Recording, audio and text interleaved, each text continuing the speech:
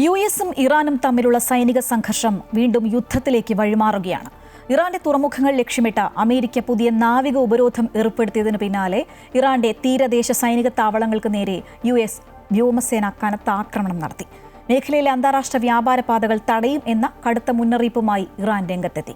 ബഹ്റൈനിലെയും ജോർദാനിലെയും US സൈനിക താവളങ്ങൾക്ക് നേരെ Iran പ്രത്യാക്രമണവും നടത്തി. പശ്ചിമേഷ്യയിൽ സ്ഥിതിഗതികൾ രൂക്ഷമാവുകയാണ്. വാണിജ്യ കപ്പലുകളെ ലക്ഷ്യമിടുന്ന ഇറാന്റെ തീരദേശ പ്രതിരോധ സംവിധാനങ്ങളും ക്രൂയിസ് മിസൈൽ സംഭരണശാലകളും തകർക്കാൻ യുഎസ് സെൻട്രൽ കമാൻഡ് നടത്തിയത് 90 മിനിറ്റ് നീണ്ട അതിശക്തമായ വ്യോമാക്രമണമാണ്. ഒപ്പം മണിക്കൂറുകൾ നീണ്ട മറ്റൊരാക്രമണവും നടത്തി. ഈ ആക്രമണങ്ങളിൽ കനത്ത നാശനഷ്ടമാണ് ഇറാനിലുണ്ടായിരിക്കുന്നത്.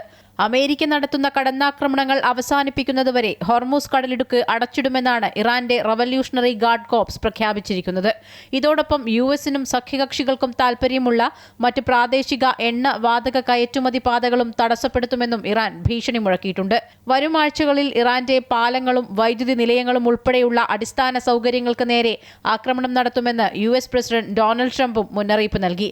എന്നാൽ സാധാരണക്കാരെ ഉൾപ്പെടെ ബാധിക്കുന്ന അടിസ്ഥാന സൗകര്യങ്ങളെ ലക്ഷ്യം വയ്ക്കുന്നത് അന്താരാഷ്ട്ര നിയമപ്രകാരം യുദ്ധക്കുറ്റമാണെന്ന് യുഎൻ മനുഷ്യാവകാശ മേധാവി വോൾക്കർ ടർക്ക് ഓർമ്മിപ്പിച്ചു.